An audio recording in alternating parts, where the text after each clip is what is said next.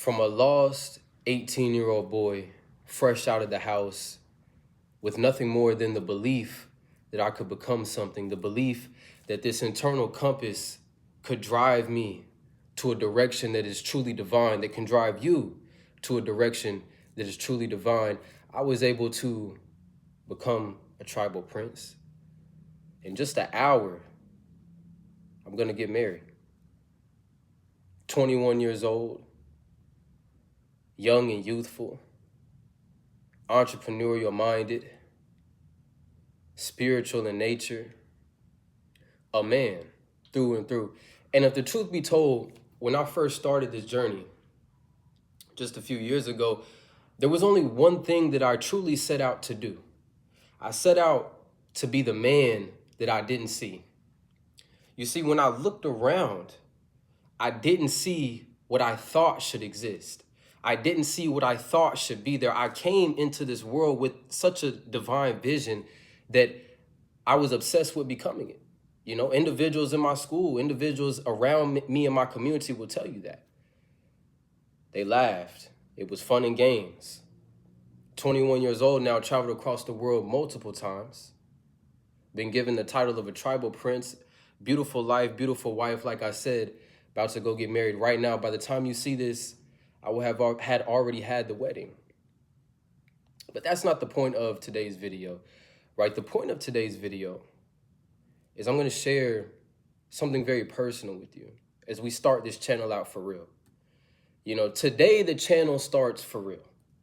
I know I've said this many times before in the past, but truly, it starts for real today, because today marks the day that I become a man in every sense of the word. Why am I saying that? Is it because I made $1 million today? No, I've made no new money today. Is it because I'm getting married even? No, though that is what men do. You know, men are responsible for wives and things of that nature, but that's not why either. The reason I become a man today is because today is the day that I take responsibility and I take control of my internal dilemma that I've been secretly fighting for years. This internal dilemma is one that you share as well. Many of us young men suffer from this. As I sit here today with all these accolades, with all this achievement up under my belt, all these difficult waters that I've had to navigate just to get to this point, you wouldn't even believe. A lot of my teachings actually do come from the fact that I've traveled across the world to get them. You know, that takes a certain level of courage, a certain type of mindset. You got to have a certain type of balls to even want to do that, you know, and my teachings come from the results of that. But I want you to understand that this internal dilemma, as I sit here today, I'm about to go to my wedding. My father's not here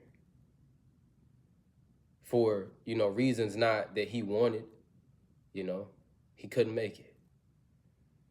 My grandfather's not here.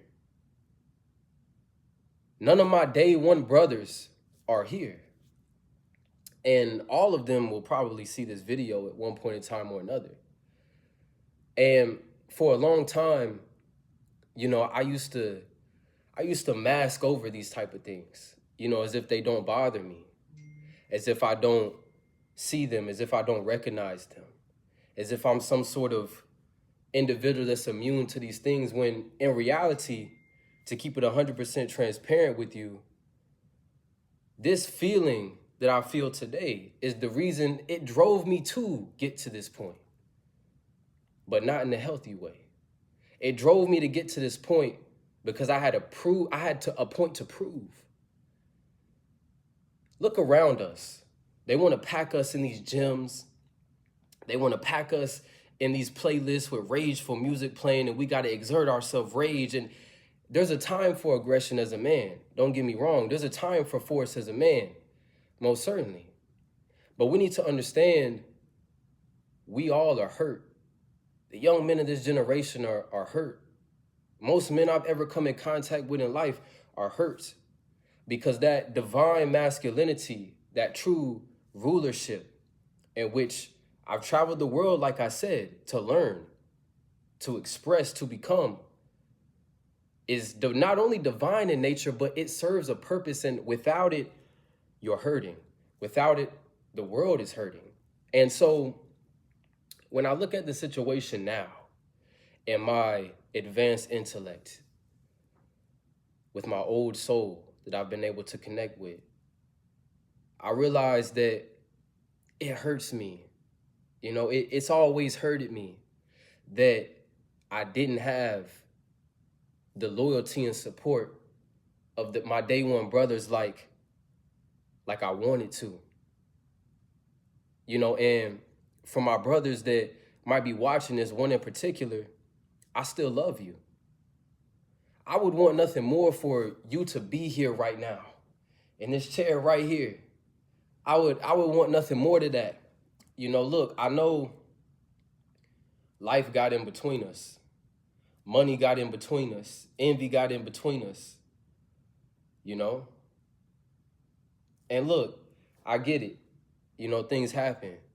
But I'd have gave you the shirt off my back, the food off my plate. In fact, at times I did. But see, here's the thing, right?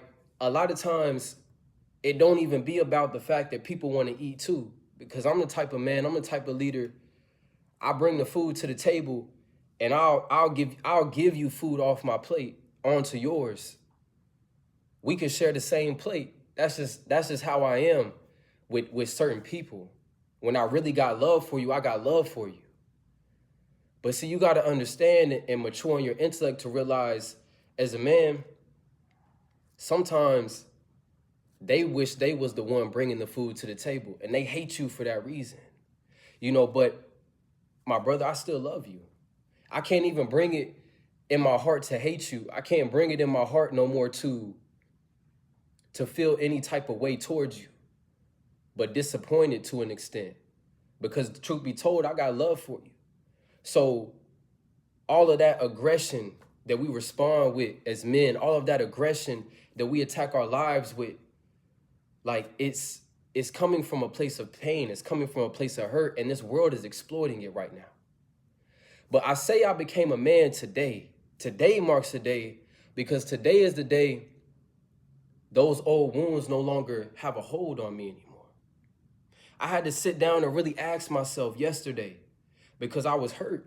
I was hurt that these men, my brothers, are not here.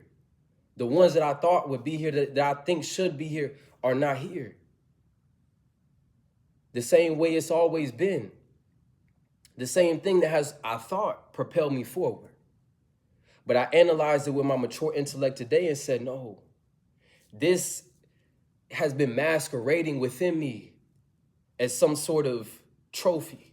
You know, when you have trauma on the inside, you have pain on the inside, especially as the young men that I'm seeing, we tend to wear it. We go to the gym and we wear it. We go to the gym, we wear it. We like to tattoos, you wearing it. That's another form of wearing it.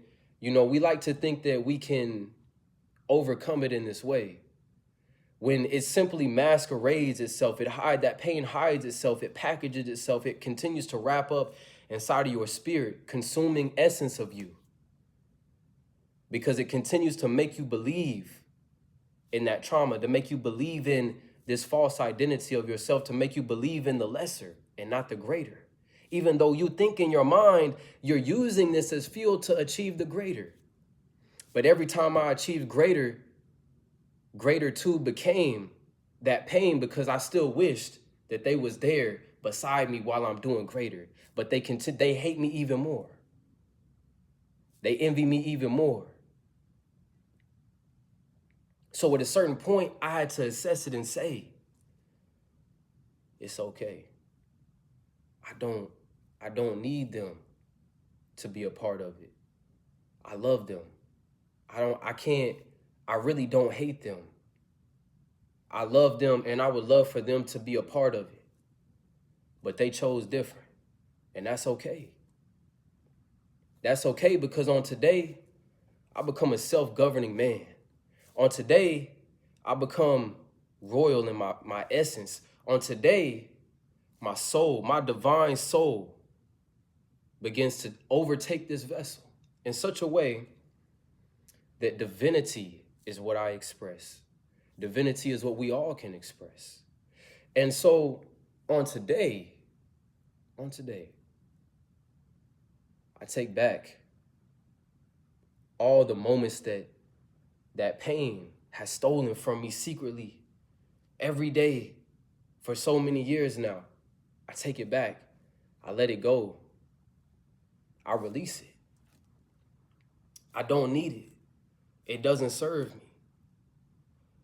I can acknowledge that I got love for my brothers. I got love for father, grandfather. I got love for all these individuals. I got love for you. I would love for you to be right here in this chair right here. But the reality is that they're not. Because the reality is that as men, we came here on a mission. All my students, all my followers, we came here on a mission. Right? My mission took me from East Tennessee, lost 18-year-old boy, just left the house on a hope and a dream, to now, years later, 3 years later to be exact, I'm in Casablanca, Morocco. And so many divine blessings have unfolded. The barakah is so vast. There's so many things I don't share.